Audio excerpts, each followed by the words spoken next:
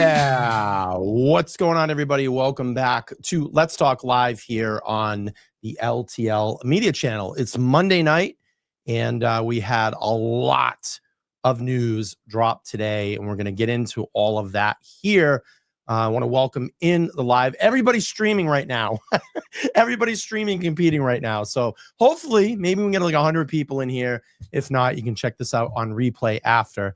I'm going to bring Mike from the Young Jurks here. He's got a very limited amount of time tonight, but we'll bring him in here in a second. But I welcome in all my subscribers, members, and moderators. Hold down the chat for us tonight, and I do appreciate it. But we're going to get into quite a bit of stuff in a short amount of time. Let's not wait too much longer here. I'm going to bring Mike in from the Young Jurks. Mike, what's going on, buddy? How are you? Good. I'm feeling better. I told you I wasn't feeling good. Yeah. So all of a sudden I'm feeling better. So maybe I can do longer. I don't know. We'll see. Yeah. I'm in the middle of like the friggin' busiest dog business ever. Like I'm just overwhelmed. But that's good. Busy is good. Money is good. You know what I mean? Yeah. So let's see. I like all of a sudden I'm feeling better. Like 2 hours ago, I felt like I was dying. Like I was oh gosh. Yeah. So, yeah, well, I've been feeling like I've been dying for the last three weeks. Yeah, you did that. I can't say anything. I mean, you everybody heard your voice. It was nuts. And getting it back. Even you could see like the difference in your just when you came back. It was so noticeable. You look better now. Yeah, I feel better. It's just I can't like I'm still dealing with this nasal shit. It just won't go away, man. It won't go away. But we had listen. A lot of news dropped today. We had Mathew Farwell. I have some updates on Trooper Michael Proctor. And of course, last night after the Super Bowl, we had that small 6-minute segment of Karen Reed's interview with Ted Daniel. And we'll get into some of that tonight. And I have a FOIA request that I did back in October that I want to share with everybody. And it does pertain to the Karen Reed case. And there's quite a bit of video footage that people might not know about that's out there.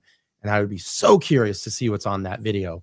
And we'll get into that tonight as well. So let me bring up this first article, how we like to say it here in Massachusetts, is former Stoughton officer accused in murder of Sandra Birchmore to face the judge, a federal judge, if that, for the first time. I'll read through a little bit of this, and I want to get Mike's opinion and thoughts on all of this. Former Stoughton police officer Mathew Farwell is expected to face a judge for the first time on Monday in federal court after he was arrested 6 months ago for the murder of Sandra Birchmore. Quote, "We are kind of excited that we get to see him finally in front of a judge," says Melissa Berry, who created the group Justice for Sandra Birchmore. And if you don't know who Melissa Berry is, that is Mizzy, and really great job over there, Mizzy. She's been on the show. I know she's been on Mike's show quite a bit as well, talking about Sandra's case. So it says the public pressure does matter in these types of cases, that you know that when they are dormant, I mean, from 2021, it is considered a unaliving.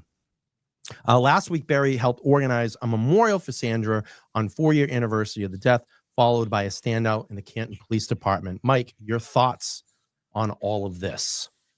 I think it's great that Busy is speaking up like she always has been on this. She's done amazing work, and because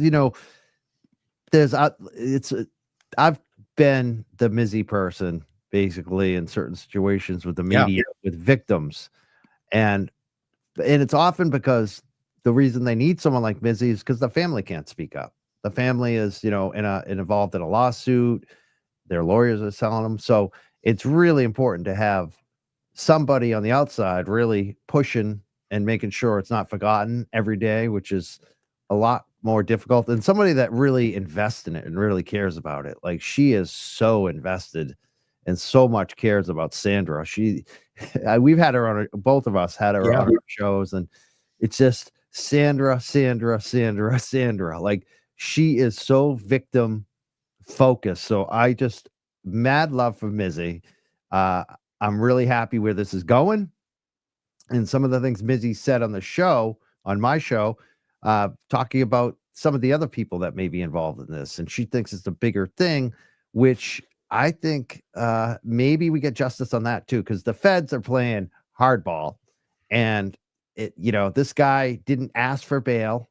He even seemed like he delayed the first hearings and stuff. So who knows? Maybe he's making a deal. It would be great to see him make a deal and see some other heads roll in this, especially if there's people that were, had culpability. And so it's going to be interesting to see if it's just Mathew Farwell or it goes to other places. That's what I'm most interested in seeing. Possibly Divine, possibly his brother, his brother. And maybe the other cops who maybe covered it up, or the DA. Like, what did they know? What were they saying on their phones? It's just going to be like, who knows what the feds are thinking? Like, if the feds make a deal with this guy, which is very unusual, usually they're not going to make a deal like that with somebody who's done that type of crime. But if they were, it's definitely going to be something big. And so, just interesting to think about like where it could go, because we don't know what the feds. They know what their target is, if there is a target bigger, which I believe I think it's all connected. I think Sandra is tied in with Karen Reed because it's the same DA. It's a lot of the same cops. It's the same town of Canton, even though Stoughton, where it really started with Sandra. Right. So I feel like it's all connected. And it's going to be interesting to see what the feds are actually up to here. Do you think this becomes a matter of they just kind of go after the biggest fish, which is actually Mathew Farwell, and these other people just get a pass? Or do you think that this is going to roll down? That could definitely be the way.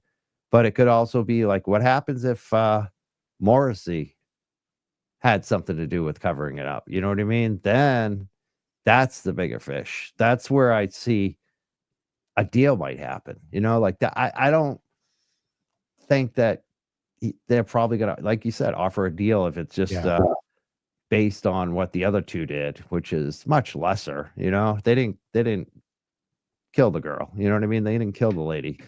One person. But if there's a cover up, which how did they not finger this guy? Did they even bring him in for questioning? You know what I mean? So think about what the DA's office and the Mass State Police did or did not do, which, what we've seen in Karen Reed, I think there's smoke where there's fire. And I think that it's not just Karen Reed. And I think that's my opinion. I don't know that for a fact. Obviously, none of us know. Right.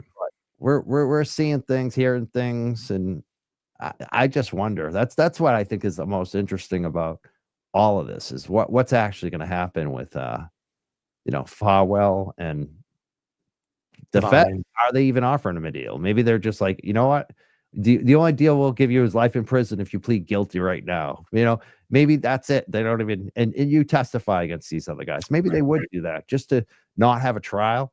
But I don't know. I think they got them dead to rights. So what difference does it mean to them? So I don't know. Yeah, it's definitely one that we're going to keep watching on the radar. And I'm just so happy that, such a young girl, a pregnant young girl, this went on for years without any real investigation into it. There was so much disgusting things that went back and forth. It was like 3,200 text messages back and forth between her and Farwell, talking about, this whole grooming process and, starting to groom her. I think it's just as young as like 14 years old. You see all the Divine connection, his brother, the other Farwell brother involved. And, it's God bless Michael Bowden, the medical examiner that went in and re-examined this case and said, no, this is a homicide. Because I don't think if we ever got there, it wouldn't have shaken the feds up enough to say, hey, we need to start really looking at this again. And thank God that, they had that second autopsy. And he said, no, this is a homicide. And that's kind of what re-sparked and revigorated this case. And especially people like Mizzy, the rock star champion that put together this Facebook page and made this very public and kept people, out there in the independent media. And even, she's been on big shows. She's been on with Banfield and a lot of the other local news stations around here and keeping this alive and going. Yeah. And I think without that, it probably wouldn't have gotten to this stage, Mike. Yeah. And I think there's also another blessing too in the whole Sandra situation. I always try to think about how these tragic deaths, the victims sometimes can help others. Yeah. And what I mean by that is that I've felt like for a while, just watching some other stuff happen in other states, that a lot of these police programs in the high schools and middle schools need much more oversight, because oftentimes it's the worst cops, the ones that you actually don't want working with kids who go take these positions. Yep. And Aiden just exposed Access. Yeah, Aiden just like a perfect example. The high school I went to, I graduated from. I used to coach. I was the head kid wrestling coach there. That's where I went to high school, Triton Regional High School. Well, just this week, Aiden posted a story about another police officer. His father was the police chief, and I remember his father when we were growing up. He's a little bit older, but it's just crazy that this stuff goes on. And it just, I think Sandra raised awareness where people are like, wow, this is an issue. We should do something about it. So there's more eyeballs on it. There's something happened at Danvers High School. It was a different type of situation. It wasn't a sexual thing. It was more about just inappropriateness. And that was a resource officer who got removed. So there's a lot of stuff that goes on where there's no oversight. So there needs to be, as a teacher, I feel like you had more oversight than a police officer in the high school. Yeah. Just due to the fact that you have a principal, you have someone there watching you. The principals, to me, don't have oversight of the police. And in fact, they're actually relying on those same police officers to back them up when there's a problem. So there's a conflict there. And so I think there needs to be much more oversight when you bring police and station them inside the police, inside the high school, and they become friendly with these children, because a lot of bad stuff can happen. When I was a young I was a young substitute teacher, wrestling coach. I remember some of the girls loved me. The young, they were like, there was this 3 gaggle of girls, I call them. Every time they'd see me in the hall, they go, Mr. Crawford. They had and it was known that they have a crush on me. Yeah. So I kept my distance. And later on, after I wasn't even at the school, this one of them was like 17, and she was saying stuff at a supermarket to me and chased me out. I told her she was with her boyfriend. I said, don't, she was saying she wanted to follow me home. And I said, don't follow me, dude. Yeah. Do not let her follow me. I'm nothing. And so I always made sure I kept my distance like that. And it's funny because I saw one of those young ladies, when she was 25. And I said, now what do you think? And she's like, Mr. Crawford, not anymore. And I just laughed. That's the way it should be. You don't groom children. You just don't do it. I'm sorry. It's funny that you say that, because I saw a lot of that stuff my senior year with teachers and the way that they talk to students. And I remember and I can't remember the particular teacher's name, but I can say this because I was that age, but a bunch of the very attractive girls that were seniors, and some of these younger teachers that we had. I remember one particular time he was flirting with one of the girls. The teacher was flirting with one of the girls, and she's like, oh, but you're married, and he took his wedding ring off. I saw shit like that. And you didn't really think of it back then because you're a young kid. But now as an adult, you understand that behavior is wrong, and what that teacher was doing was wrong. And it's actually really scary because, what are the kind of conversations are you having with these young students? But yeah, and it's a problem too. When I was a wrestling coach, oftentimes we'd go to these tournaments on the weekends where there was a bus schedule for them to get home. Some of these kids are poor and they didn't have a ride home. Yeah. So my coach used to give us a ride home if we needed to. He'd take us to off-season tournaments and things like that. I gave some of the, young men rides home, 2 towns over, a regional high school. So I'd give them a ride home. But even that, because of these creeps, a perfectly healthy relationship where you're just driving a kid home becomes, I shouldn't do that. That could be risky. That's things. It sucks that it's that way. But, it just really it poisons it for the good teachers too. So I just think it needs much more oversight. Like we need to make sure that never happens. These kids, that a lot of the kids too, like I think about some of the kids I used to coach, like they need somebody. They need someone they can trust that's not trying to creep on them. That's not trying to sleep with them. Like that's just so gross, It's wild. And I agree. It has to be a lot more oversight. Lauren checking in says, my ex went to a school with a girl who was got pregnant by the gym teacher, and they got married after graduation. Completely inappropriate. Completely inappropriate. And I agree. There has to be more oversight. And, as we talk about dirty cops, I want to transition here into, and I don't even want to call him Trooper. I'm just going to call him Michael Proctor. Let's talk a little bit about that today, because we did have his second hearing today. And before I get to that, Bernice, thank you so much for the $10 on Cash App. I appreciate that. But let's bring up this article here, like we say here in Massachusetts. So here we go. I'm not going to say Trooper. I'm just going to say Michael Proctor lead investigator in Karen Reed case to face state police trial board. So this was his second time, his second hearing today. And I do have an update as well for everybody. And I'm going to read a little bit of this here. Trooper Michael Proctor, the lead investigator in Karen Reed's case, will face a disciplinary board on Monday to determine his future with the Mass State Police. Proctor, who led the investigation assigned to the death of Reed's Boston police officer boyfriend, John O'Keefe, was relieved of duty without pay this past summer following the mistrial of Karen Reed's case. His last day with the Norfolk District Attorney's Office followed soon thereafter. He came under fire of a series of disparaging text messages that were sent regarding Reed, which he read aloud in court during the witness testimony. Proctor admitted on the stand that the text messages were unprofessional. They were more than unprofessional. They were disgusting in what he did. And I'm going to go, and I'll say this, behavior like this doesn't just start in a case. It just doesn't pop up in someone's mind and they go, I'm going to talk about this woman this way. This is a track record of how this guy has been his entire life, or it's something that he grew into. The scary thing about it is that he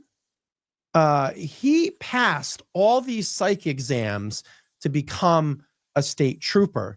He was mentally evaluated. He went through the academy, and then gets into, being an actual trooper and promoted up in the ranks. And the scary thing about it is what we saw and heard in Karen Reed's case. You got to think about how many other cases he done this in, how many other witnesses or potential suspects, or just even maybe a bystander he talked to that he was talking to about, with his friends, family members, his sister, his supervisors. It's pretty alarming and pretty disgusting.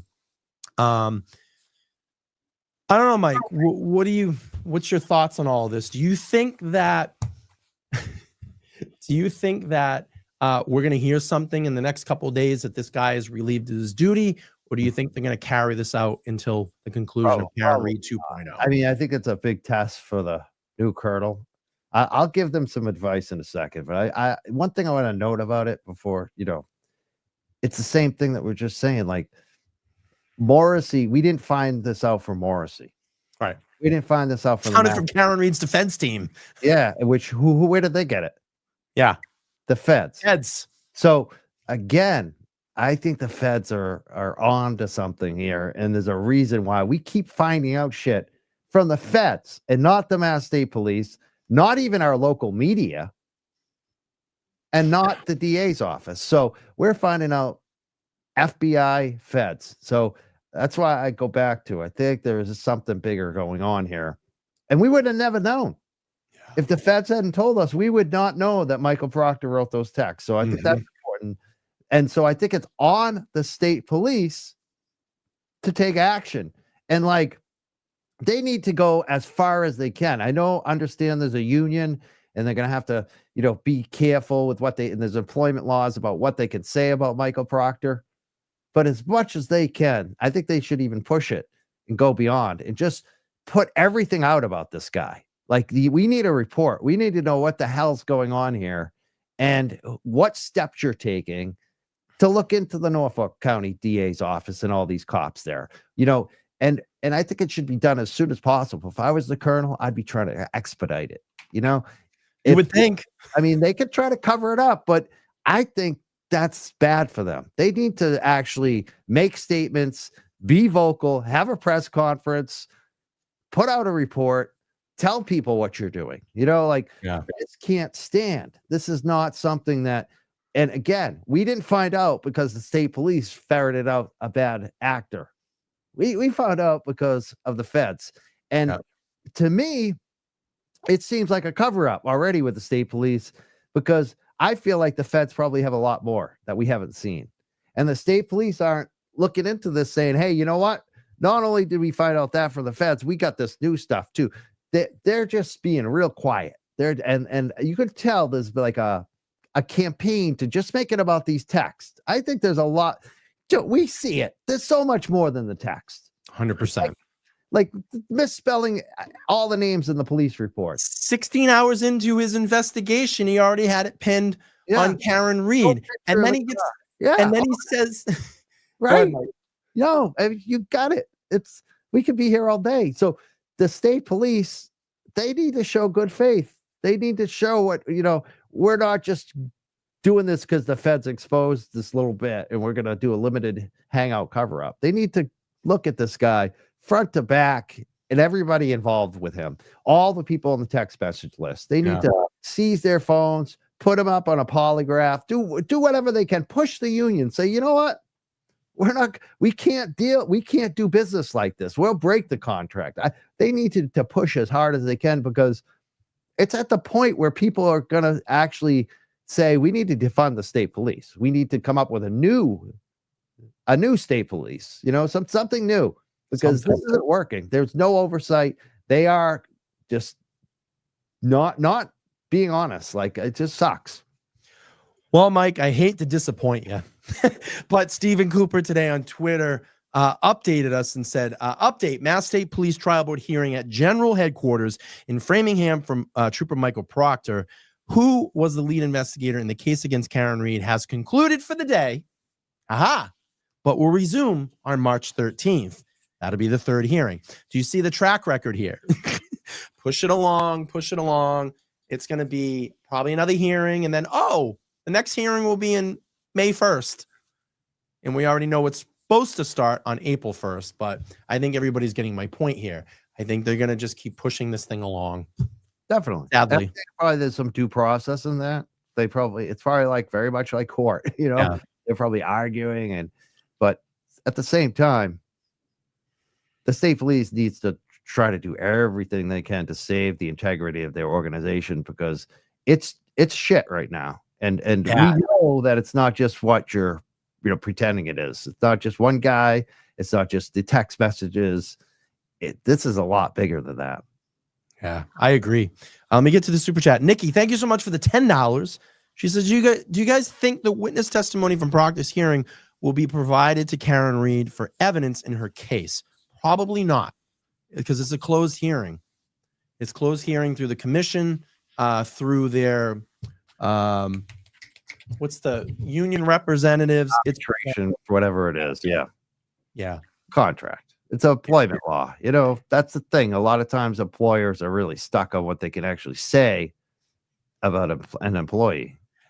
And I wouldn't be surprised, Mike, if this fuck gets up there on the stand or goes through his lawyer in those proceedings and go, I had a mental health breakdown. That's why I said all of this stuff. I wouldn't be surprised he'd say that, Mike. Yeah. To invoke the HIPAA law and all that shit. I'm telling you, I wouldn't be surprised. I was under extreme duress and stress, and that's why I talked this certain way about Karen Reed. I could fucking see this guy now doing that in court. I guarantee you. I mean, I think he already did to a degree, too, a little bit. You could already see that. Like, oh, it's upset me because I'm a police officer. He's a police officer. You're a police officer. Yeah. You're supposed to be tough as nails, dude. All the names. You were so upset, but you misspelled all the names. You didn't go into the house. You didn't take a picture of the taillight with the car when you told. I mean, if you were upset, you would have done everything right, like in my opinion. Or if you knew you couldn't do your job, you would have got someone who could. Like, It seems like Exactly. they didn't give a shit, actually, dude. Yeah, exactly. All right, let's transition into Karen Reed. Three-part series, small three-part series, about 15 minutes total with Ted Daniel, Boston 25. I think he did a phenomenal job with what we got. I thought Karen was great, open and honest. I watched all three segments this morning. It reminded me of when I had the opportunity to go out and sit with her with Dave Colonnade from Barstool Sports, and we had that 3-hour dinner. And she literally looked at us and said, "Ask me anything you want. I'm an open book, and I will not shy away from everything," and commence the questions. It's funny because she talked about John's phone in the interview. I knew of that because she talked about it how many months ago that I met with her. I just couldn't talk about it. But I'm glad that she did talk about that, because she said in there, look, we found a lot of things inside John's phone, a lot of telling things and a lot of things that have helped us. We're also going to hear in this interview too, if people haven't heard it, that just recently, she just met with another private investigator that's now pursuing a new lead. What that is, we don't know. But like, to Mike's credit, what he was saying, we're finding new things out every single day in this case, either being provided by the feds or maybe some tips that are coming into a defense team. Mike, did you get a chance to watch any of the segments? I did. I think that's part of why reason I had that migraine, stomach ache. I'm working around the clock, and yeah. Stayed up late. I watched both of them last night, but I didn't watch the one this morning. I watched both of them. I stayed up. I stayed up for the second half hour, definitely, and I watched them both. I thought they were phenomenal. When she first started doing the press, I think it was like either Dateline or 2020, one of those. One of the ones that was really not good for her. Maybe the second one. I started getting like concerned. I was like, I don't know if this is, maybe she shouldn't be doing this. And yeah, Betterow was on the show. He would say, I would always, caution my client from doing stuff like that. But, it could work. He was kind of like, got to be careful. It's a double-edged sword. But I think it makes sense that she should be doing these, like, especially with Ted Daniel. Ted's not out to get her. Ted wants to cover the truth. Ted doesn't have an agenda. And if you have someone who's fair, it's going to be a good piece. And she did phenomenal. Like, it was so good. I was just like, this is what we need. And especially knowing that it's the night of the Super Bowl, it's on that channel 25. So a lot of people watch that, just regular people, not people like us who are totally into it. And I thought it was well done. I liked the whole thing. And I think it also shows, like what Aiden said today, it shows a sign of strength. Yeah. You don't see I loved when Ted Daniels said, we reached out to Hank Brennan and he did not climb. Michael Morrison denied. Talk about it. And the same thing with all these other people that, they have their sock accounts on Twitter that attack us and threaten us with lawsuits, and they'll talk shit from behind their anonymous accounts. But Ted Daniel, a real reporter, wants to talk to him. They're not talking to him. So I think it's very good and very telling, especially for the people paying attention. Nurse Kim checking in. She says, this was my favorite interview thus far. P.S. I still kick my ass about that dinner, Brian. Listen, we all have been. I've been very thankful for the moments that I've been able to have those conversations with Karen and have those interactions with the Reeds. We do this for a sense of purpose. We do this because Karen doesn't get that positive press and that community that she needs in all of this. That's why we're all here, to have that vested interest and help in any way that we can. And I'm very appreciative of any of those moments. And and not only me, I know Mike has had it, and a lot of the audience that watches these shows. I mean, even if they've been at standouts and Karen has come down, she stops and talks to every single person. She'll take a photo with someone. She'll answer questions. It makes us all feel good here as a community. So, it's why I do this. And I know this is why Mike does this as well. We just want to get to the truth. We want to get to the truth.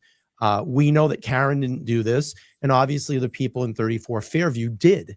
And they have a lot to answer for. have a lot to give. The big thing too, I think, is even beyond Karen, it's our support group. Like I love them. They are just the nicest people. All of them, like all her friends and her family. They said that she has a support Mother group. and father, they're angels. Yeah, the mother and father, but some of the friends and the family, we've met them too, and they're just like all awesome people. They're just very nice people, and I know that they, like you said, the mother and father, but even the other friends too. Like this puts a toll on them. That this is not easy. As hard it is, we all know how hard it is for Karen, but that support group too.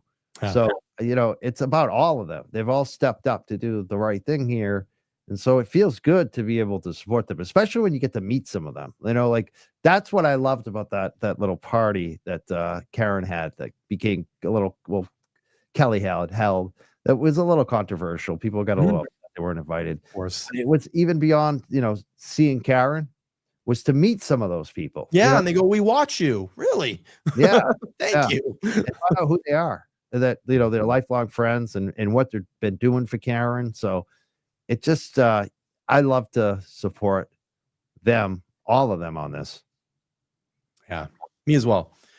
Before we get to those 3 videos, I want to pull up a request that I did back on October 31st. And I may be naive to all of this, or maybe I have forgot. And I know that someone will clip this and go, "This is the 2 guys that support Karen. They don't know every intimate detail." Oh, yeah, we got that. We got a little feedback. Yeah. I'm trying to figure out, what day is it today? Is it? Oh, it's Monday, right? Is it Monday? Oh, it's Monday. Okay. Right. I forget what day it is today. Never mind, like knowing a fact from 3 years ago. Well, remember, it was a Friday night going into Saturday morning. It's actually Saturday morning, but it's just funny how people call you out for weird shit that happens on a live show because. I mean, listen. What we've done here. If I mess up a date, then you got someone at. Oh wait, real quick. Someone on Twitter last night when I was posting about Ted Daniel, and this is even funnier. I put on the first post his correct last name, Ted Daniel, and then I put Ted Daniels by accident. Right? Oh, you're just to Ted, and you don't respect him. You want to hear the funny thing about it, and you're gonna hear it in one of these segments. The actual fucking newscaster that works with him calls him Ted Daniels. So easy to do. It's funny. I had this guest on, bro. I'm glad we're laughing about all our faux because people give you. It's so funny how like they get so riled up. And like me, I'm one of those people that like I am kind of horrified when I make mistakes, but I have to laugh at myself, right? And the other day, I had this the last show, I had a phenomenal guest on. You did? Attorney, judge, advocate, Carl Steinbach. Been killing it. I said Steinbach, and he corrected me right at the beginning, and it was like, oh my God, you would think that I stabbed someone in the eye. It was like ridiculous. People got so upset. Yeah. The guest didn't care. I mean, it's always a little annoying if someone gets your name wrong, but at the same time, we had a great show. Like, of course. It's like people get caught up in the stupidest little shit. Dumbest little shit. Anyway, I want to talk a little bit about this public records request I did with the Mass State Police. And what I did was I wanted to dip in to Karen's file and see specifically what body cam videos they had or intake videos they had. And, listen, I don't know if a lot of this came out at trial, but there's a lot of video I don't think that we haven't seen. I was looking at a lot of this. Look at this. June 9th, body cam worn footage from Bukkake. You have I think it's Pyre, Trooper Justin Pyre. And it had, look at this. June 9th, 22, cruiser mounted recordings, Pyre. To Castro on February 1st, body worn camera. Lieutenant Joseph Keefe had more body worn camera. Nicholas, I'm not even going to try to pronounce this last name. You had Gardino, Taylor, February 1st. I want to know what's on those. I want to know. They won't let us see it, but they'll they'll outline it and say, yeah, this is the footage that's out there. Now, I'm 100% sure, 1,000% sure. Actually, I know Karen's team has all of this. But I don't think any of this was used at trial. I think just the intake video. Interesting. I mean, I want to know what's on that. I want to see all that. I wonder if we'll get to see a lot of that later, if anyone will even care after the fact. Yeah. But I'm just what's on there, right? I mean, what? Yeah, they won't say it because you know, it's an active investigation in the Norfolk District, you know, District Attorney's Office. You know, it goes into the whole law language here, why they're denying it. It's an active and open case. Of course, the typical response of what I thought we were going to get, but I would be curious to see what's on any of that. Do you think there's anything? Do you have any indication? Where did you get this list? First of all, where did you get this? You must have got. I did a FOIA request. Yeah. To the Mass State Police, and I said, look, I'm writing to request an access to the public records of Karen Reed in the Massachusetts pursuant under the law. Specifically, I would like the following documents: incident reports, investigative records, court documents, communications. Okay. And so that's, they just came back with those videos. But that's the thing. Why would they list those videos? Did you know? That's what I'm trying to figure out. The list of videos. Won't give them to me to see them, but this is what they have on record. So they let you know they have them. Yeah. That's wild. Usually I would assume that so this is Norfolk County. Norfolk County. That's weird. I would just usually assume that they would say no, like we're not giving you any info. We're in the middle of a criminal trial. I'm surprised that they came back with that list. Well, it's kind of like a fuck you to me. What is it? It's kind of like a fuck you to me. It's like, I'm not going to let you have them, but this is what we got. Yeah, that's wild. Yeah. I've done a lot of FOIA requests and other things, and a lot of times they just say no. Nope. Like, we're not going to give you that. Like usually they'll give you a little reason why, but they don't come back with, we have all this evidence, but we're not going to show it to you. That's weird. That's wild. Yep. It's pretty cool you got all that. What's that? It's pretty cool you got all that, actually, that, Yeah, I'd like to see what's on the videos, though. Yeah, you can ask for it later. You know what to ask for. Right. You know what I mean? You got a list of the, it's wild. Like, this supposedly, did you see that new filing that came out about the video? Yeah. Yeah. Are you going to talk about that tonight too, I'm sure? That was what? The Higgins? Well, there's that part, but there's also like basically this defense is basically saying they're not giving us access to the Sallyport videos. They're still playing games, basically. It's the iCloud account, right? That's stored on John Q. Public's. Not even a cop anymore. This is just a sergeant that has been retired and has a copy of the Sallyport video on an iCloud account. Sketchy. I gotta look at that filing again. I saw it on like Twitter today. A little sketchy.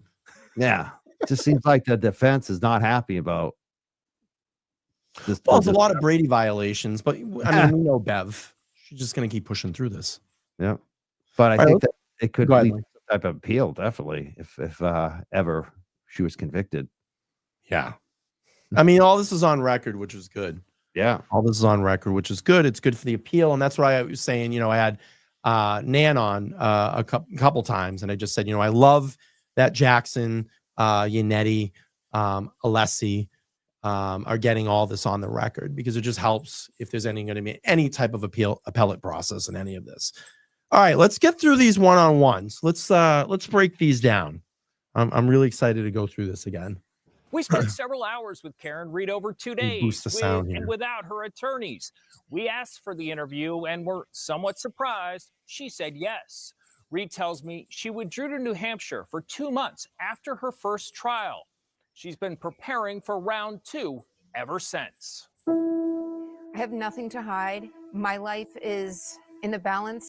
I got to say, before we get into this, I watched this first segment this morning and then I wrote about it. I said, I'm just sad. Like, I don't know. Like, I watched this and I got really sad in the sense of, like, I just can't believe that she's had to go through all of this. I mean, the evidence is just so clear that she didn't do this, and they just keep dragging her through the mud and dragging her through the mud. And for me, it's been kind of like sad. 3 years of going through this, It's just unbelievable. And it shouldn't be.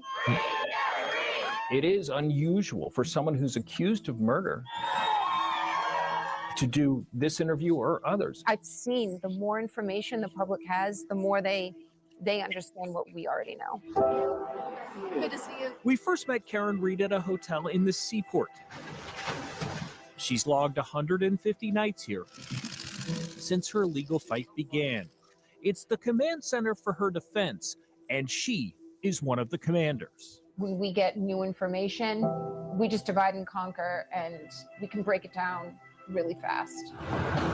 On the road, we drove by the financial services firm where she worked for 15 years before her arrest. Little did I know, I'd reconnect with someone I had dated nearly 20 years earlier, and then he would be tragically killed, murdered, and I've been framed for it. We appreciate you guys coming here. Reed's LA-based lawyer, Alan Jackson, joined her 3 years to the date of John O'Keefe's death. How much do you think about him? I think about him in terms of his final days, his final weeks. I mean, we have his cell phone, which a cell phone to anyone is like a diary. The time that I spent with John, 2 years, it's now been 3 since he's gone. And I have very mixed feelings, when I look back on John, because I see a lot of poor decisions that were all precursors to his death. Poor decisions by whom? By both of us. Just drinking, being around the wrong people is chief among them. Reed admits drinking in the hours before O'Keefe was found unresponsive outside 34 Fairview Road in Canton. She just repeated the phrase. An interesting take, huh, Mike? Yeah. Being around the wrong people. And that's where I look at this whole McAlbert thing. How did they fall into that group? It had to have been, John being that outlet and introducing Karen to all these people that she didn't really know anything about. And I don't even think John knew the trueness of these people and what their capabilities were. 2 things on that. Number one, I saw Goat Boy. I don't know if you follow him on Twitter. He was a friend of John O'Keefe. He posted something about like some messages that he was getting from John around that time about the same thing. So people should probably check out his tweets. I don't want to paraphrase it, misstate it, but very similar kind of feeling from his tweets that I read today. And also I thought that came off like when she first said that, the first part of the statement, I kind of cringed a little bit for a second. And then she made it about both of them. So it was like, it wasn't just John, it was both of us. Like that was so powerful to me because it shows that Karen is not like someone that's just blaming things on other people, on her partner.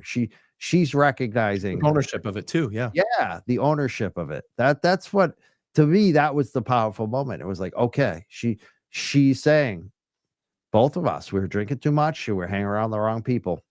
And we should have seen it, and I could see that. Like if you're going through someone's phone and you're living 3 years ago, looking back at it, you could probably see it in those texts. That would drive that home. So that was so like, to me, fact-based. Like you could see her actually, why she's saying that? Because she's talking about, she went through his phone and this is the feeling from it. It's like reliving your past. Like I think a lot of us do that too, like in social media even.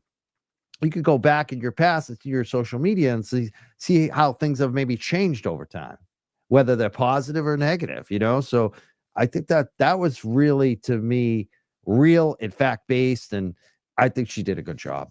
Yeah. Let me bring someone else to this fold here in the conversation. We got Mazza Media joining us. What's going on, guys? Hope you're doing well. What's up, buddy? Welcome to the fray. I know. I just finished up on Brit Happens. We had a great show over there. We were actually talking and watching these videos and playing them through and tearing some of these folks on the video apart here that are, just the fact that we'll get to it, I guess, a little bit later, but just the fact that the footage, Ted Daniels' notes were basically requested by the Commonwealth. I know. It's crazy. It's crazy. Farce. Yeah. Of course. Of course. Wild. Yeah. You know, but I look at this now. And I've known about this, and I remember Karen talking about having John's phone when I was at that dinner. And then I go to like the 911 calls, you know, the messages that she left for John. You know, was there potentiality of things that just, you know, was he flirting with other girls or something like that? Maybe that's why the whole "you fucking pervert" and that stuff. Yeah. You know, it starts to make you think. Like, she had his phone and she had capability to go through it. And it's like a diary. I mean, if I went through, you know, Mike's phone or Maz's phone, I could know everything that you've been doing and talking about in the last however long you had that phone, 10 or 20 years. So it's a very inside scoop to, you know, what people do on their phone. And, you know, and we'll just take this to another level. Brian Higgins, Brian Albert, what did they do after the night at 34 Fairview? They destroyed their phones. You know, so to me, that tells me you got something to hide. You got something to hide that you don't want people to see. All right, let's play on here. It's over and over again. I hit him. Multiple first responders testified that Reed initially said herself she hit O'Keefe with her SUV. Reed says she only questioned if she could have hit him. Yeah, I went through every possibility. He was near the road and he was dying. And I didn't think he was purposely put in that place. It did not cross my mind for several days that they did this to John. That John was treated like a piece of garbage. When Reed says they, she is referring to people who were gathered inside 34 Fairview. If John was beaten up and attacked in that house, who did it? We don't know. We don't know. That's interesting. And that was a very quick turn right from Alan Jackson that kind of, I noticed that, kind of cut Karen off at the pass. We don't know. What do you think about that? I'll go to Mazza first. Yeah, me and Britt were talking about this on her show just a little while ago, and LaFerrio, Nan Gallagher, had commented and said that it's probably not out of the realm of possibility that Alan Jackson either knows or has a great idea of who knows, but at the same time, this is also Alan Jackson probably potentially presenting a poker face here of just not really trying to tip his hand as opposed to who they might speculate or go in on. I think that Steve Scanlon's name came up during that show. I don't want to try to reference his name too much, but he was someone that basically had named a few people. And I think it's, you know, to some degree, obviously some of those particular individuals must have been to some degree, whatever it was, involved in this. But I think that Alan Jackson, you know, just outright saying we don't know whether it's true or not is the best way to answer it. I think that that's really a sharp way just to answer. We don't know. And his follow-up here, which I won't say yet, is very sharp as well, I felt. But I'm going to tell you right now, the look that they're giving each other, guess what? They know. Yeah. They know. Yeah. I have my person. I have my person, and I've talked about it here on the show. I'm sure you all have your person that you think either started this or people that started this. But I'm going to be doing an upcoming show on Wednesday to lay out the lies of this particular one person. Mike, what do you think? I think it's smart to do. Like as someone who has been threatened with lawsuits, and actually there's paperwork on one of them against me apparently. I mean, I don't actually say, I never actually point the finger at those people, really. I don't. I mean, and there's a reason, it's because I really don't know. I obviously have my suspicions. So what I look at, like, you know, I'm going to be playing what's his name? Matt McCabe's testimony again, because it's like I put a video out when it happened, and it was like it's basically our most popular on the Young Jurks video ever. You know, ever. It's like just him. So I'd like to focus on what they've said and kind of the statements that you can back up so you don't get in trouble.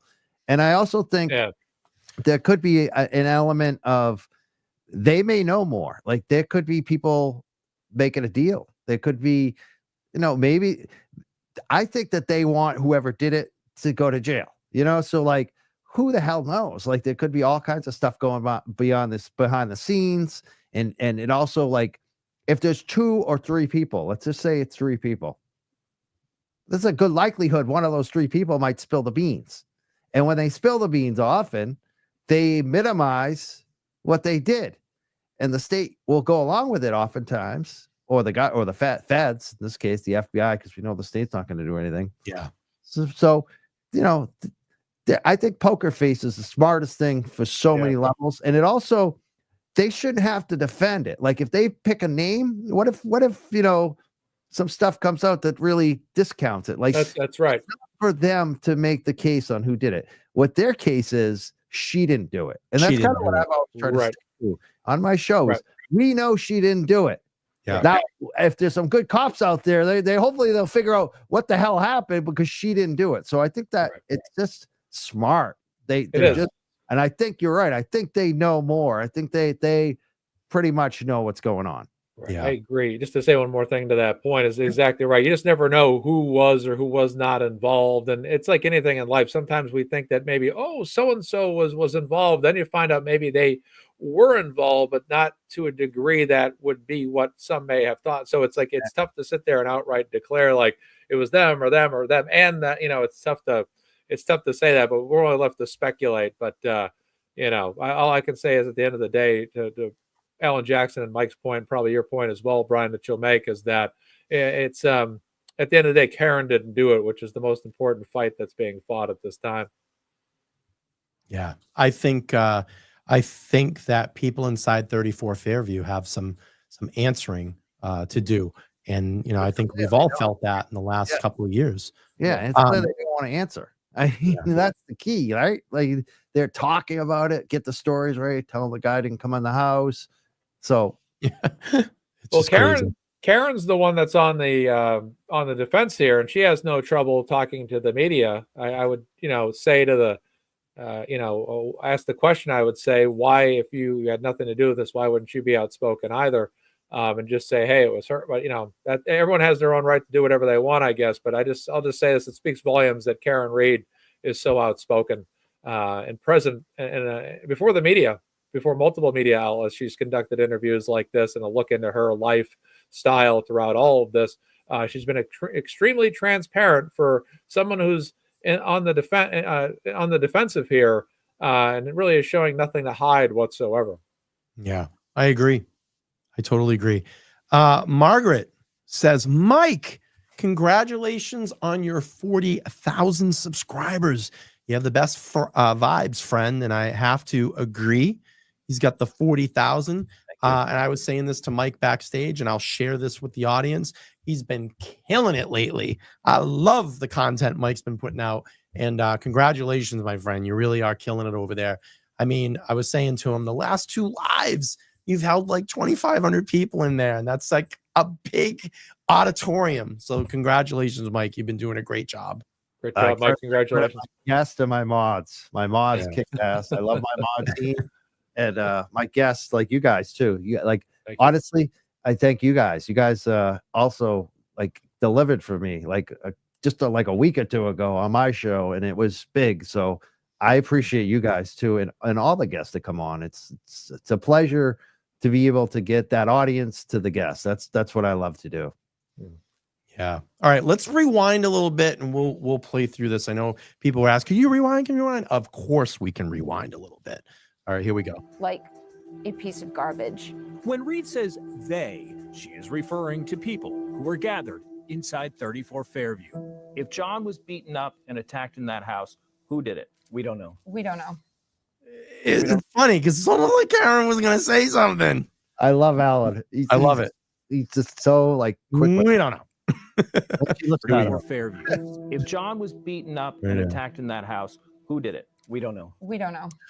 Yeah, you're right. Yeah, she kind of almost goes to answer. Yeah. See, she goes, and he cuts her right off. She looks at him. No, she might have hesitated too, just because she was like, she probably thought of what she was gonna say.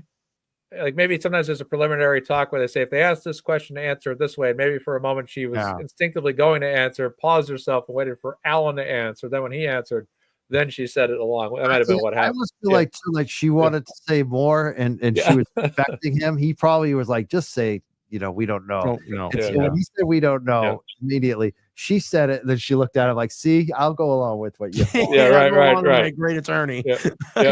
Like that's what I liked about this too. Like in a lot of the media she does is it shows the real Karen. Karen is just as much leading this. Yeah, this is who she is. Who the whole thing with Alan, like her and Alan are like a team. You could see it, Eddie. There's like a team here, and she's just as much on the level of in her defense as they are. Yeah. All right. Well, one more, but we're going to go through this segment now. We've been doing it. Is referring to people who were gathered inside 34 Fairview. If John was beaten up and attacked in that house, who did it? We don't know. We don't know. We don't know. And it's not for us to know. Somebody other than Karen. Look at her. Somebody other than Karen is responsible for that. For the killing of John. What is the one thing in this case you believe proves your innocence? John's body, no bruise, 6,000-pound full-size SUV, not a bruise on his body, not a fracture below his head. If you were framed, who's calling the shots? I don't know the interconnections, the interpersonal relationships among these people. I have a strong personal opinion that what has motivated this persecution of me is power. I'm declaring a mistrial in this case. Reed says her initial thought of going through a second trial was a gut punch, but now she sees it as more time to prepare. She's talking now. Will she talk then? I'm not afraid of taking the stand, and I'm clearly not afraid of speaking, but they're playing hardball. So we'll weigh the pros and cons, and we'll make another second game time decision. Who would you rather face? Is it Adam Lally, who we saw in the first trial, or is it Hank Brennan? I don't care who I face. I have the truth. I have the best attorneys. Do your worst. One of the possible outcomes here could be a conviction. That could be prison time. How much have you thought about that? I think about it every day, about prison time, and it doesn't frighten me the way it did 3 years ago. Reed sold her Mansfield home in November to help. No, I'm going to pause this really quick. I want to comment, and I want to go around the panel here, and I'll give my thought first. I don't feel that Karen would ever testify. I feel like, again, this was to exhume, I am not afraid. I'm willing to do whatever. I just don't see it. I don't think that she has the need to do it. Do I think that if she had to do it, she can handle herself on the stand? 1,000%. She's an extremely intelligent woman, and I can tell you right now, knows her case like the back of her hand. It was impressive the time I got to sit with Dave and have that interview with her, how just the facts roll out of her head. It's like a Rolodex that just keeps it's like a supercomputer. But I just don't feel the need that she's ever going to need to testify in this. I think this time around, they're going to get some of those people, and they're going to get them good, and they're going to corner them pretty hard, because you got to think there's a lot more things that have come into this case now. And again, I've said this all along, with that defense team, the worst thing you can do in the sense of the Commonwealth is give them time. And we saw a lot of that during the first trial, where they would have Jennifer McCabe maybe on a Friday, they would leave, they would come back on Monday and blast her because they had her testimony from that previous Friday. So they had all weekend to prepare, and they come in and just hang her to high horse on Monday. Saw that with Matt McCabe. I'm trying to think. I think Trooper Proctor was 2 days. So they had time to prepare through all of this. I'm going to go to Mazza first and ask him his opinion on, do you think Karen Reed would ever testify or need to testify? She'll never testify. And if it is, it would be an extreme set of circumstances. I don't think that they want to put her in a situation where she's on the hot seat before the Commonwealth.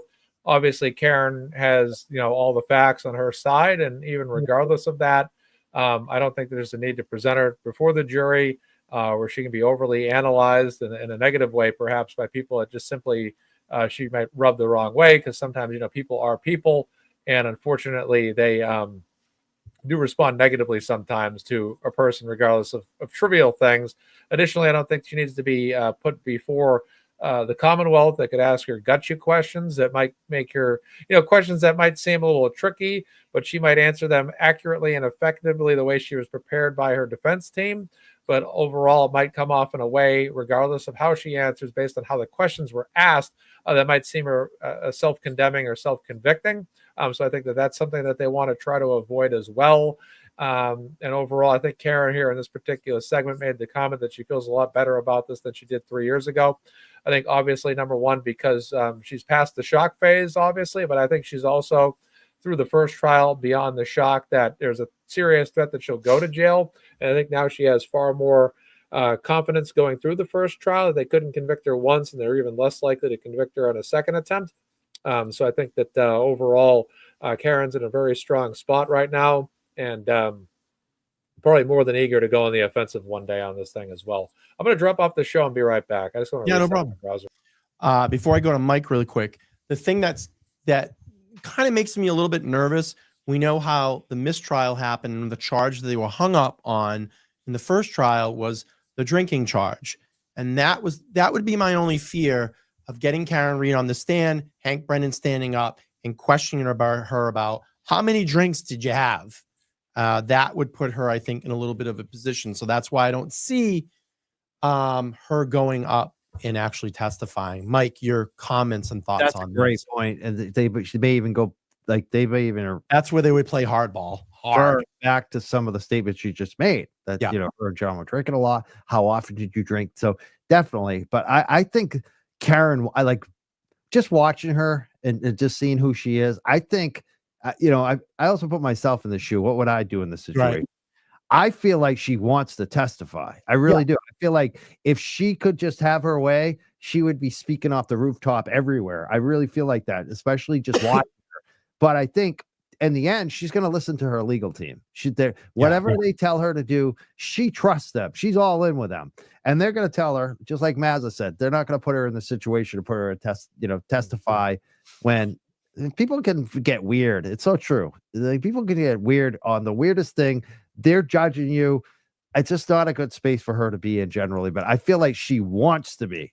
I really do. I feel like that's why, she even said, I'm willing to do it. Yeah. I think time is so important, like you said, especially with this legal team. It just makes such a difference in the evidence that we've gotten, like the Sally Port video. They're going to have a field day on that.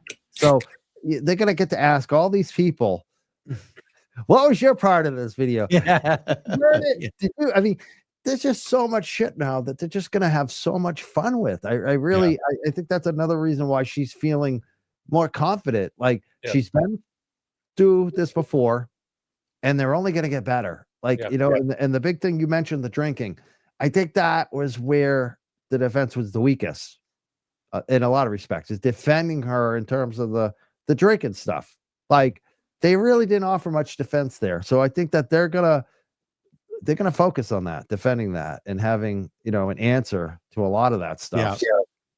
Yeah. I think they're going to be in much better shape. I think that she knows that she'll never be convicted. And even if she is convicted, what we talked about earlier, there's like 8 million reasons why you can appeal. Like, the appeal will probably be so freaking long.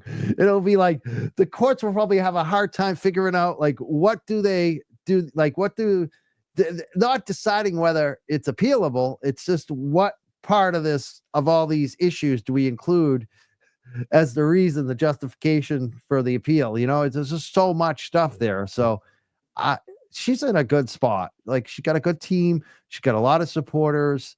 You can tell she's strong. This woman is strong. It's so funny. They show her driving by where she used to work at Fidelity. I know exactly where that is. It's like, that's the seaport. There's a couple buildings there. I used to work in the financial industry at Fidelity, actually. I never worked in that building. My buddy used to, that I started with at Fidelity, my lifelong friend. He worked there. My other uncle worked there as well. And there's also like the downtown, downtown area where, State Street, where a lot of those companies are as well.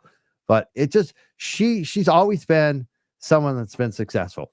I mean, you don't get a job as an analyst at Fidelity. You can be a guy like me and get in there as a stock trader, an equity trader, like, an average working class guy. Maybe you go to a state school or even a good school. You can become a stock trader there. Mm-hmm. But to be an equity analyst, I don't think people understand. That is next level. That is just like, you're making serious bank. It's a job that everyone wants.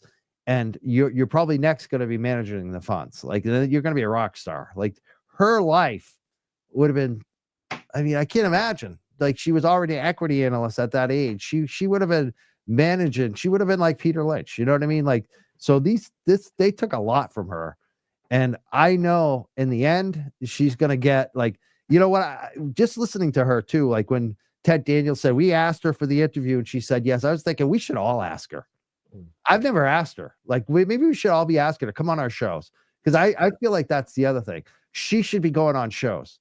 I know some people will, or maybe even her legal team would give pushback for her to be on Turtle Boy because he's so controversial. He's got the charges. But I think she should do it. I really do. Even if it's just like 10 minutes, a scripted thing, pre-recorded. I think she should do all the shows, like every single show. I think she should be especially the ones that she knows. She knows us. She knows what we're about. So I'm looking forward to after, when she's just unleashed, when she's not guilty and she does every show, to see what she does yet next, because she is a very impressive person.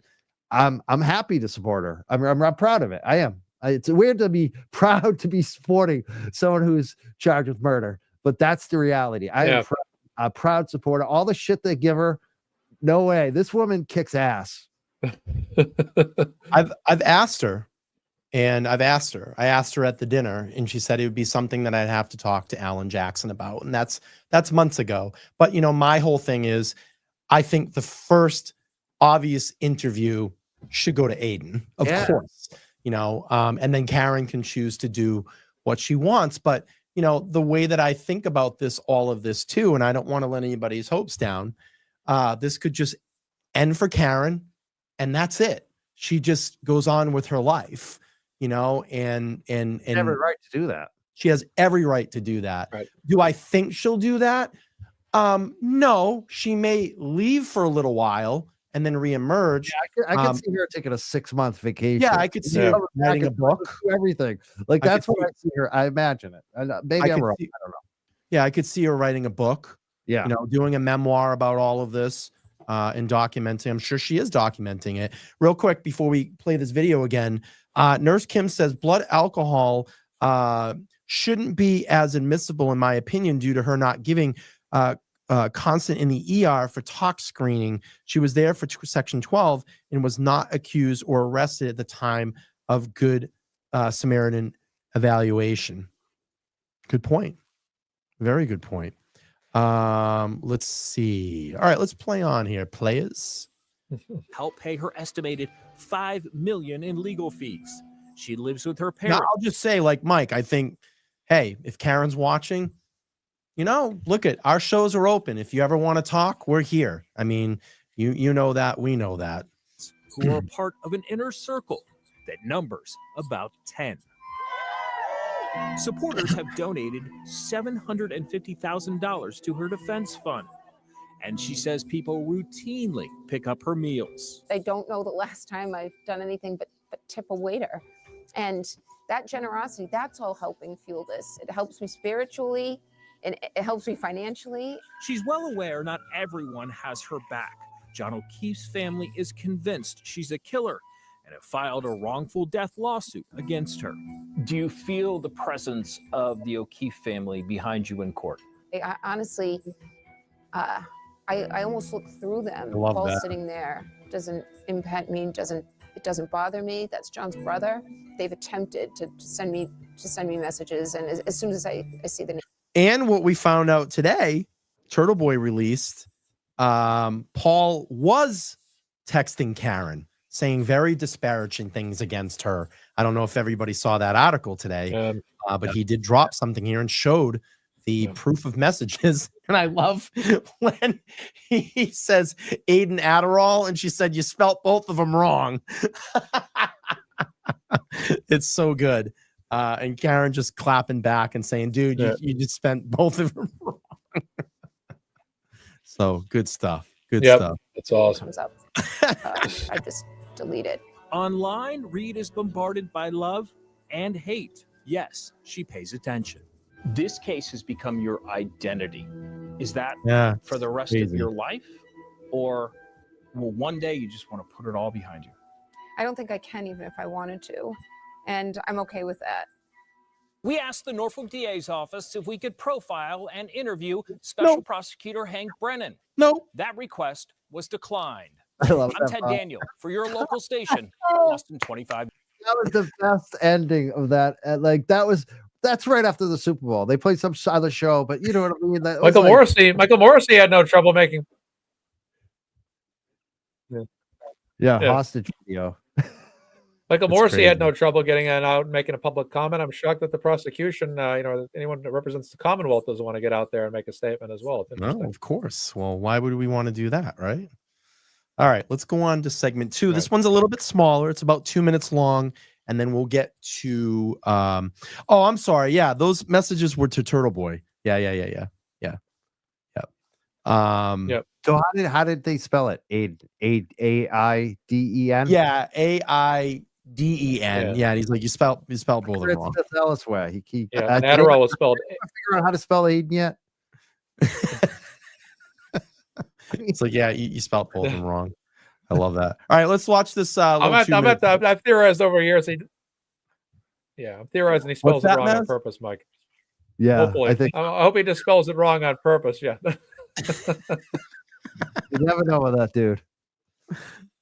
All right, let's go. I'm probably gonna get a clip of that and go, he doesn't know everything. He's saying stuff about that's not true. I can see it. It'll be a post tomorrow, and in the fucking Florida group. These are your 3 most beloved YouTubers. They can't even get it right. Because I said Karen instead of Aiden. Fuck, man. Well, the good thing is I don't see it. What's that, Mike? I don't see it unless people send it to me because I'm blocked. All right. Yeah, me too. They send it to me all the time. But anyway, from Boston 25's one-on-one interview with Karen Reed. We've known about a federal probe tied to Reed's allegations of a police cover-up in this case for years. Feds turned over thousands of pages of evidence to both sides before the first trial. And just last week, new U.S. Attorney for Massachusetts, Leah Foley, would not say where the investigation stands. Here again is Ted Daniel with that layer to this case. I picture every day that they're working on framing me. It's no secret. Karen Reed believes she's being railroaded, and critical aspects of her defense have come gift-wrapped from the feds. All accounts, he didn't do anything wrong. She's a whack job. State Trooper Michael Proctor's personal text messages, butt dials, and discarded phones. Did you pull the SIM card out of your phone, Mr. Higgins? Independent scientists who testified that John O'Keefe's injuries were not from an SUV. The theory of the case is a car accident. The federal materials included a report that said there wasn't a car accident. That's 95% of the case. Why is that not admitted into the trial? I love this piece. I mean, this is why I was so happy last night because this was so good. It was just a boom. But to get that out there to the public, you need to hear. You know what I mean? But it's brilliant to get that out to the public and say, look, the fucking feds are even saying that he didn't get hit by a car. Anytime anyone's asking me, especially like my customers and stuff, as soon as I drop that, they're like, oh, like they're like, I didn't know that. As soon as you say that, people that it's just such a FBI. Yeah, let's go back. Here we go. Scientists who testified that John O'Keefe's injuries were not from an SUV. The theory of the case is a car accident. The federal materials included a report that said there wasn't a car accident. That's 95% of the case. The feds devoted a lot of time and resources investigating what happened here. We are now years removed from that. And there's been no action taken. Well, I don't know that there's been no action taken. But no indictments. No indictments. 25 Investigates learned the Norfolk DA's office has communicated with the U.S. Attorney's Office about this case since Reed's mistrial in July. Interesting. The DA's office denied our public records requests for any emails or letters, citing in part a federal protective order. Thank you. you, Do you Auntie. expect that having a new head of the U.S. Attorney's Office in Boston will change anything? But I can say that I was very, very happy with what they did and what they disclosed, trying to get the truth out previously. And I hope Ms. Foley does the same thing. I'm looking forward to her continuing the investigation. I hope she does. As for Michael Proctor, he's scheduled to have a disciplinary hearing tomorrow to determine his future with state police. Karen Reed has a lot to say about Proctor. Ted will join the Boston 25 Morning News team tomorrow at 7:15 with that portion of his interview. I thought that was also awesome. That's a good spot. Yeah, and gave us information too. Yeah.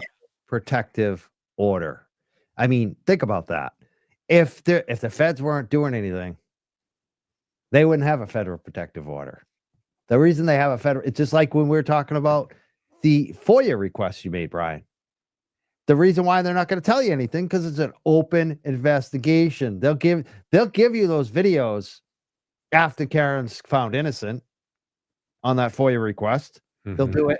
Federal protective order means something is going on. And I got to say, like, I have a source, one source. So take it for what you will. You can never rely on one source fully. You got to be a little skeptical, but I believe this source. And the source told me that in November, December, the feds were back in that office, in the district attorney's office, interviewing employees. Interesting. So I believe there is, and look at when they started investigating Sandra Birchmore. They started investigating Sandra Birchmore first, apparently. Yeah. So how long did that take? And that was a simpler arrest to me. Like out of all of them, that was a much simpler case to bring, I think, than what's going on in the Karen Reed stuff. So I think that I think it's ongoing. I think something could happen. We would hope. We would hope. And, who knows? Maybe there is a federal officer sitting in that Michael Proctor hearing. You don't know. That's the thing we don't know. But I still think some people inside that house have a lot to answer for. And, if I was the feds, I'd be talking to them a little bit more deeply. Yeah. Three people in particular, but one person I have a huge problem with that I think is the one that caused a lot of this. Anyway, we'll move on. Matt, you're quiet. I'd like to chime in on this. I'm wondering if maybe the federal approach here is to not interject themselves in a way that does not lend itself to Karen and her defense team, but simply maybe just lend them certain information or lend them, the ARCA guys, of course, as we like to call them, and try to let this take place through its natural legal proceedings. And I'm wondering if perhaps maybe the federal strategy is to just not have any intent to shut this thing down before trial, shut this thing down during trial, and really wait for this whole process to play out to a significant degree before they ever did insert themselves in a way that basically means that they're, like you saw with Sandra Birchmore, arresting Mathew Farwell, where they're taking their time on this, where basically what I'm saying is that I'm saying basically the feds aren't going to step in between now and the trial, or I'm suggesting, I should say, they're not going to step in between now and the trial. They're not going to step in during the trial. They're going to see how this thing goes down. Because, before the first trial, a lot of us thought the feds were going to step in. And they never did. During trial, they never did. After trial, when we knew this was going to a second trial, they never did. Now with the hearings, they still haven't. The trial will probably come soon. If it is going to start in April, they probably never will, and they probably never will during the trial. If they are going to step in, it would probably be at a more critical level. So I'm wondering if what they're basically doing is they're acting as snipers on a battlefield where they're participating in a means that's far more distant, not necessarily on the battlefield, but above the battlefield from a safe distance, where they are able to chime in certain ways and present information maybe to Karen Reid's defense team in certain ways. And maybe at some point in the future, if all hell breaks loose, that you will actually see them step in and make actual arrests and all that. So that's kind of where I'm mentally at right now in terms of the feds. I think that one day they will step into a significant degree. It's very, very on a physical basis. That's really like on your, in your face, on the news, all that. But I think that that's kind of what I'm expecting right now. That's just my attitude. Definitely. I think Interesting take. Yeah, like let it go through court. If think about if DA Morrissey is the target, that's what I believe. Right. I believe it goes all the way up to Morrissey and these state police people. Right. And so, like, let's say those are the targets. What would you do? You'd let everything keep going because the longer that they're scheming, you get more information, you get more. And I think that, they probably have enough on some of the lower people, but their target is a little harder to get because it's not as easy.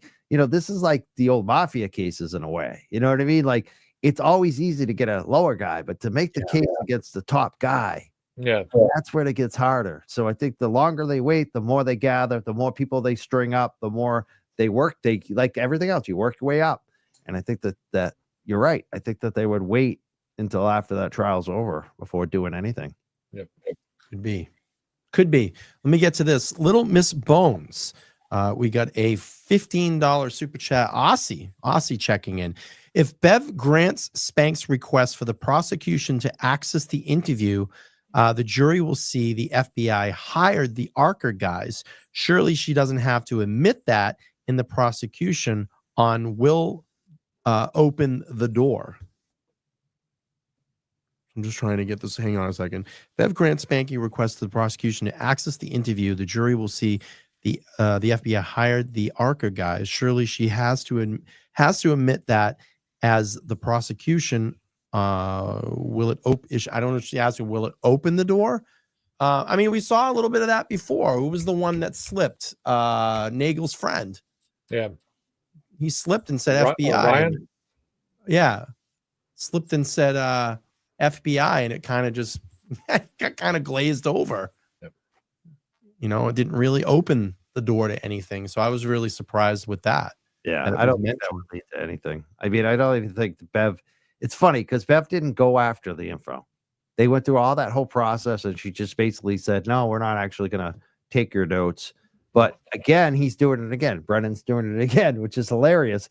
If I was Ted Daniel, I would have no notes. I don't know.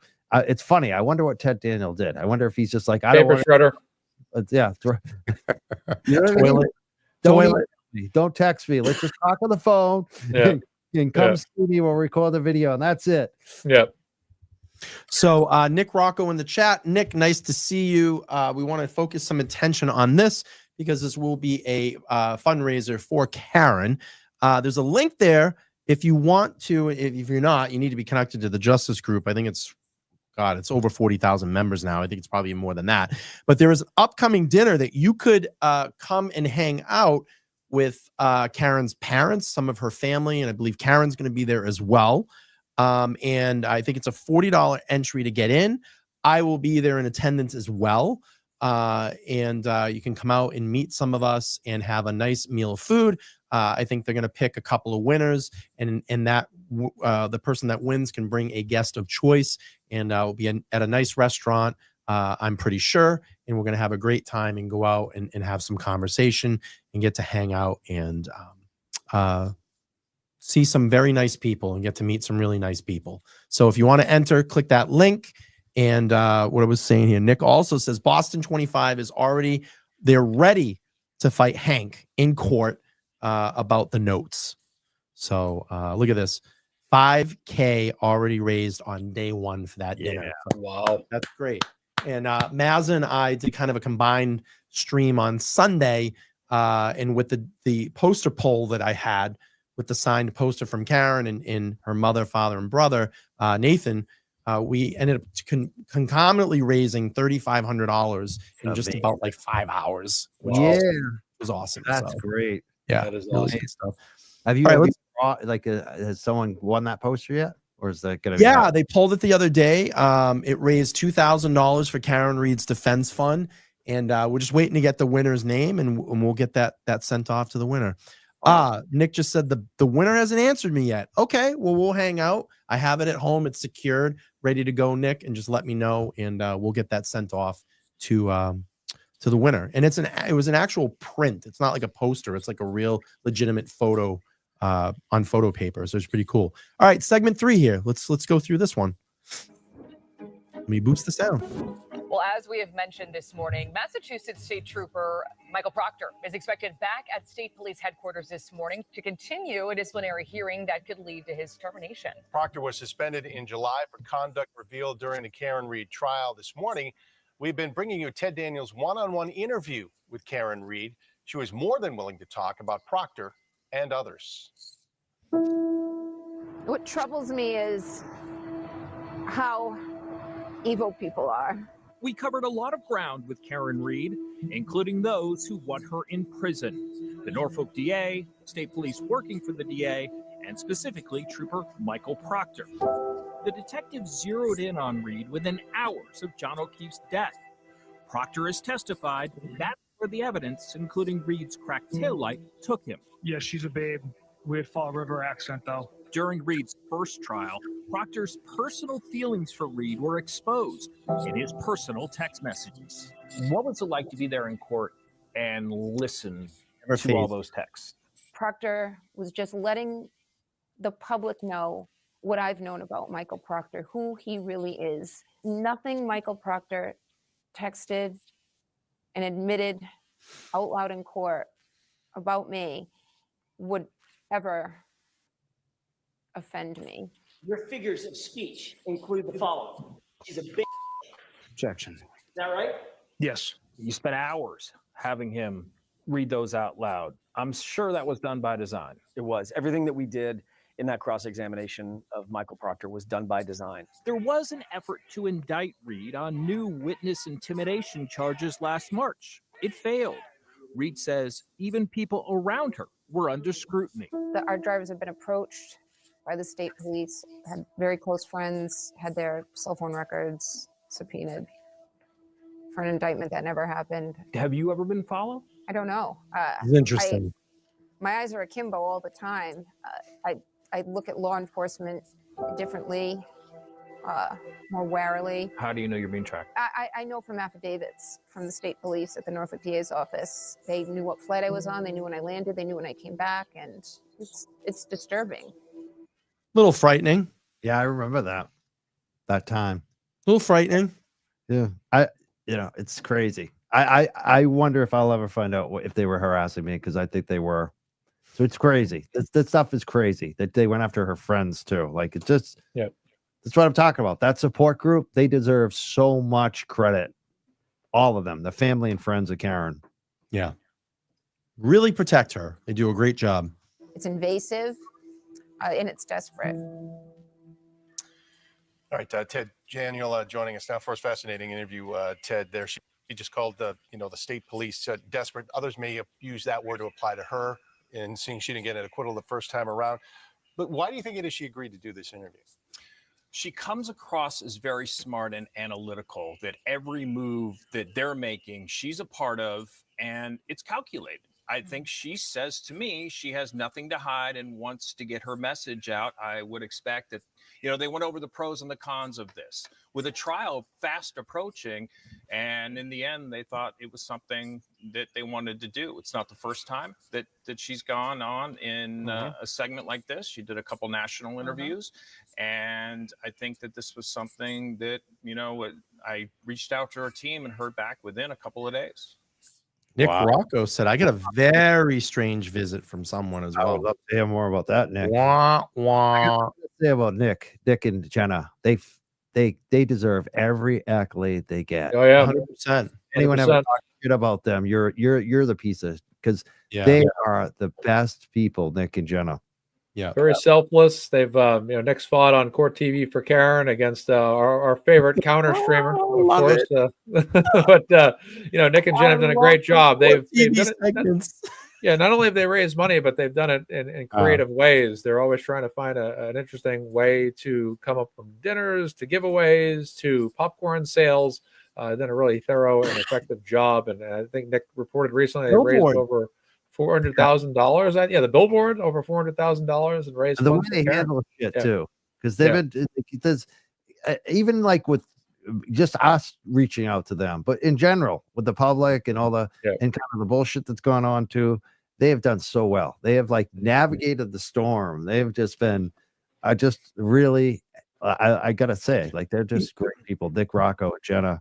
You know what's so awesome about this is the video too, is that they played the audio, the video from court. Like this was such a good, like this whole thing. Part 1, it was great. Part 2 was even better. Yeah. You know what I mean? Like the opening to the end, it was just like phenomenal for her. Like that they played Proctor's. Yeah. You know what I've gotten tired of? I've gotten tired, and I'm going to be a little bit honest here because I've held back about a lot of these comments and stuff. And I see a lot of things that I've gotten tired of, but I've gotten tired of particularly the people that have done good in this, you know, with whatever their YouTube channel or social media presence, people like Nick and Jenna, the amount of shit that we've gotten or the Roccos have gotten, I've kind of gotten tired of that. You know, look, you know, we're doing good things here and we're trying to move mountains. And, you know, would I've ever thought that I would have been involved in something like this? No, but this is what life has dictated for me. This is where my path and my destiny has chosen for me at this moment in my life to do this. And I'm sure the two gentlemen that are on this panel right now are thinking the same sentiment as well. You know, we've all done our part. You know, the fundraising, you know, Mazza talked about popcorn sales, Nick Rocco with the dinner and just being creative in his own way to keep generating money for the funds.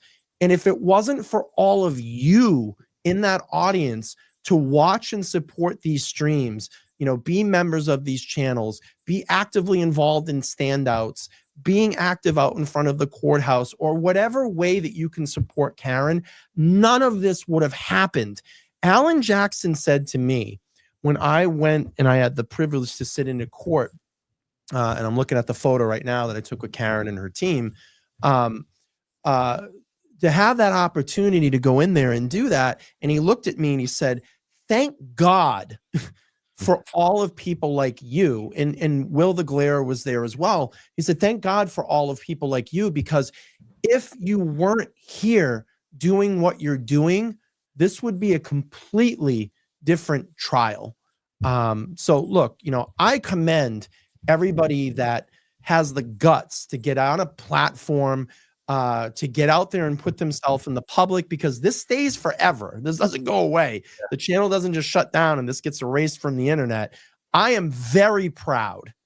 I am extremely proud to be here in this very moment, in this point of time in my life, doing what I'm doing, helping an innocent woman find her way through this ridiculously disgusting court system and disgusting police departments that are literally framing her right now. But I am glad that I have a voice here on this channel to help do whatever I can to navigate this process and be part of this very moment and get Karen Read out of this situation so she can go on with her life.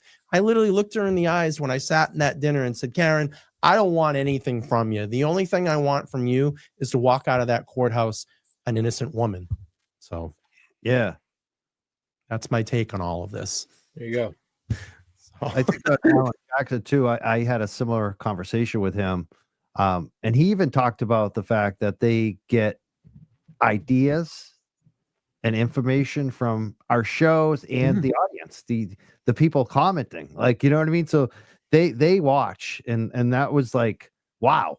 Like I met his wife and his wife watches. Like, it's just like, it's wild to realize that when you do realize it. But it has been, I like the honor of my life to do this. And I am proud too. And unfortunately, sometimes people are just, we as creators or some of the other people in the community that do a lot, sometimes we don't notice the 1,000 people that love us. We notice that one comment that's nasty to us. And it's always like usually someone who's either jealous or they're just crazy. there's a lot of crazy. I mean, in the world today, unfortunately, there are just some, so I just block them. I don't care. Like if you're bringing any type of harsh to me on my channel, I just block you. It's like, move on. You know what I mean? Especially if you're going after someone like, any of the best people, like, especially how far down the line we are. Like it was different the first, couple months. We didn't know who each other were. That's right. Yeah. But if you go after Nick Rocco now, I'm like, what the hell's wrong with you? If you go after Mazza, LTL, even Aiden. I know Aiden's controversial. I know people get rubbed the wrong way, but Aiden, Jesus Christ, he deserves credit. When people like sit there and say, "Oh, I don't like his language," I don't like his language either. But who cares? The dude delivers. He's the man. He'll put his shit out there, Mike. He put his shit out there. He put it all on the line. He put 60 days in jail. He's looking at life in prison. Life in prison. I mean, so yeah, it's just like people go after me when I make these political posts. It's like F you. Like, I get it from the left and the right. I'm a centrist. Give me a break. Like, I am allowed to post an opinion. I see them do it to Aiden too. I don't like his politics, but I'll never freaking go after him about that. Who gives a shit? Yeah. The dude put his life on the line for this. Respect it. Yeah. I can't wait till his book comes out after all of this. Let me get to this Nick Rocco comics. You guys ever heard of the IFB? Well, me either, until they showed up on my door at the same time everyone was getting visits from the state police about a claim I put back in 2018 that ended up being withdrawn. And he adds, the state police couldn't find anything on me, so they sent the IFB to my house to investigate. Wow. Is that the Insurance Fraud Bureau or the International Bodybuilding Federation? Yep. Interesting. Wow. Yeah. Yep. International Federations of Bozos. Wow. But, seriously, I commend everybody that has, there's so many people to name in all of this, and we'll move on and play the rest of this video. But, I commend everybody that has picked up a platform or and especially the old timers, like Mike said, the people that are beginning this in the beginning, and there's so many people to name, Mike, Mazza, Tom CPU that's out there logging all of this stuff, and all the, the OGs that have been out there. I commend all of you. I mean, this is it's a tough thing. Sometimes, for me, it's very up and down. And I'll be honest with that. There are days that I have a lot, there's days that I have ups and there's days that I have major downs, and my life has changed in so many different ways over the last 2 years. The people that I've got the opportunity to meet and spend time with, and, some of it's been a blessing, some of it's been a curse, but it is what it is. And, but I cannot say that I am definitely happy here to be in this moment and be part of all of this. So I wouldn't change anything. No. Yeah, we're here for a reason. I wouldn't either. Maz, anything you want to fill in really quick before we hit the play button? Or no, you guys can move on. I don't want to. You guys have said enough. All right. I'm taking the silent man's way out of the segment. I'm going tonight. It's so crazy. Usually, all right, no problem. Here we go. I actually have two questions for you. What is she like off camera too? Same way? Yeah, pretty much the same. You get the feeling, I mean, she's always on the phone or she's always making plans. She's, when we met her, the day that we met her, she was going to meet with her lawyer, Alan Jackson, she said, because she had a private investigator hunting down a new lead, and they were going to analyze and go over what information that was provided to them. And that's what I talked about. There's always information coming into this case. Yeah. Things that they have to look into and shake up and see if it has any, legitimacy to it, and see if it's going to help during her trial and help her out in her defense. So, yeah, I mean, she's very cordial, very nice person, but when you look at all in this totality here, these are some really serious charges against her, and she's got a tough road. Yeah. So you reached out to the DA's office as well. Yeah, we wanted to give equal time to the DA's side of this. So it's the new prosecutor. Adam Lally did the first trial, and now Hank Brennan was appointed a special prosecutor. He's long known defense lawyer. I used to speak Whitey to Bulger case. Yeah, and I used to speak to Hank about other stories. Fucking Whitey fucking Bulger. So we made a request. We said, hey, we'd like to profile Hank and give him sort of an on-camera interview, and they declined that request. And I get it. There are some stipulations that the DA and the prosecutor has to follow in terms of out-of-court discussion. I did say, hey, I realize in my email, I said, I realize there may be some things that have to be left off the table. We were fine with that with them, but unfortunately it didn't happen. You had talked about this in the piece that aired last night, and she has talked to, as you mentioned, to you and to other outlets. The question is, will she take the stand now in the second trial? And she mentioned, well, that'll be a game time decision. What's your gut telling you on that? I think she probably won't. I mean, as rare as it is for her to do all these interviews with us, I think would be more rare for her to take the stand. But one of the things that the new special prosecutor is trying to do is take all the statements that she's made and find contradictions. Before this story even aired, we got a court order at this station saying the DA's office wants all the raw interview. They want everything and my notes. So the DA's office has been doing that to everyone that she's spoken with, because they want to say, hey, there's this inconsistency there, or she said this during this interview, said something different during another interview. So it was surprising, though, that we got it 14 hours after the promo aired, and the story hadn't even gone on TV yet. Yeah, it's expected almost too, but it's something that. Expect do they do that? Do they do that often? Did an incredible piece on that You have story no as evidence. well. And yeah, I'm looking forward to see what happens. And we'll be unreal. Desperation. It's desperation. It is. And the fact that the judge has said no to it. Ain't working. Why are they thinking they can do the same thing over and over again? It doesn't work. Desperation. Hanky panky. Yep. In desperation. So yeah, be interesting. When's the next court hearing? The motion to dismiss hearing has been moved. That was supposed to be tomorrow, wasn't it? That was supposed to be tomorrow. Hang on one second. Let me see if I can get the schedule. I know I posted it. Let's see. Yeah, motion dismissed. They got till the 20th now. That was supposed to be filed by tomorrow, but they got a little bit of grace. Next hearing is so February 11th. Yeah, let's pull this up real quick just to get everybody on schedule here. Let's see. So we have February 11th, which is now changed to the 20th. I know that. That's out of court session. File motion to dismiss. That'll be February 20th. It looks like they have another out of court appearance on the 14th, and that's to file an opposition motion to dismiss. And then on the 18th, it looks like they're back in court, and that'll be the hearing. But that's going to change because the 20th is their deadline. So this all got shifted. The 21st is fine. That's an out of court hearing. March 4th, 5th, they'll be back for any evidentiary motions. March 7th is the final pretrial hearing and to file motions in limine. 18th, 19th, my birthday's on the 17th. Hearing the motions all in limine and final trial conference. And then they're saying this trial is going to happen on April 1st. I don't think it's going to happen on April 1st. It's probably going to get pushed. What's your thoughts on that before we wrap up? I'll go with Mike first.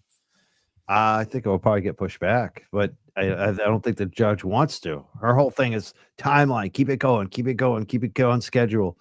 But I mean, we still don't know about the SJC either. Yeah. And I still don't understand that. Bettero has said that he thinks that basically that if the SJC doesn't rule, then they can't do the retry on those counts. But I don't know. I have no idea. So that's weird too. So who the hell knows? I don't think the judge knows. I don't think anybody knows. No one knows anything.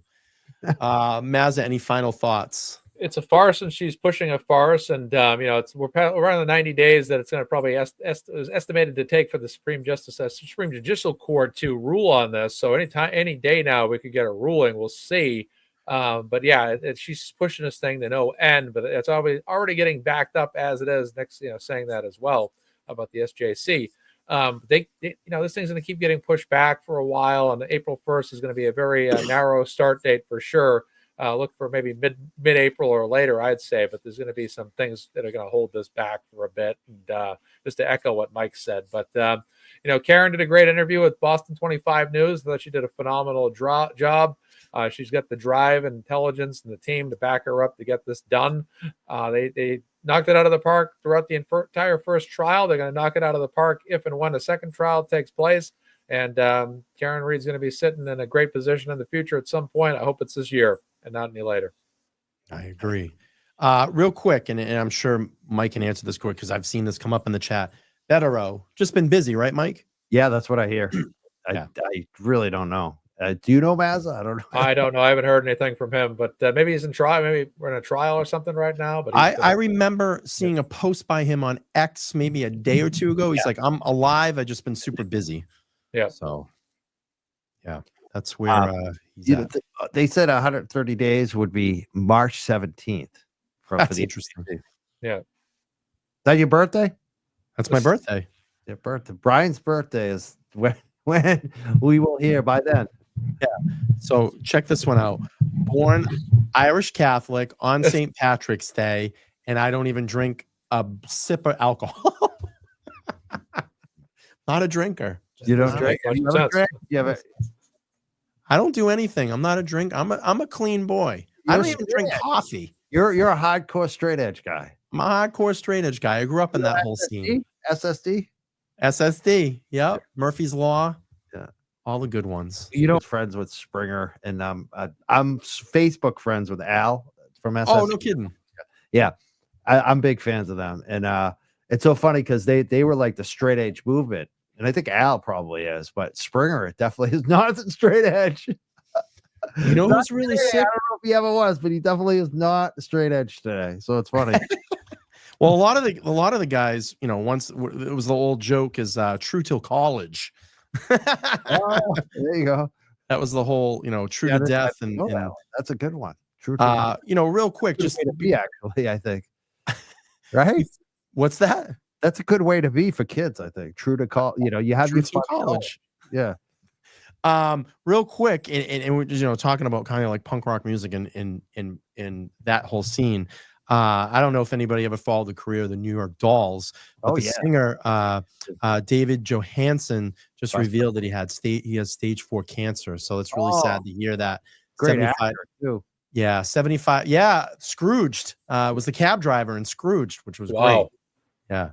And has cancer. I know there's a benefit set up out there for him. So prayers to him, and I hope he can get through this. It's been quite a battle. I was reading about it today. Just a sad thing to say, to see. You don't want to see people go down like that. But anyway, listen, I want to thank everybody on the panel. Mike from the Young Jurks, thanks for jumping on. I know you weren't feeling well today, but powering through and getting through the live. I swear to God, the show, I got better right when the show was starting. It was perfect. That's great. My adrenaline up. I was a little amped up too today.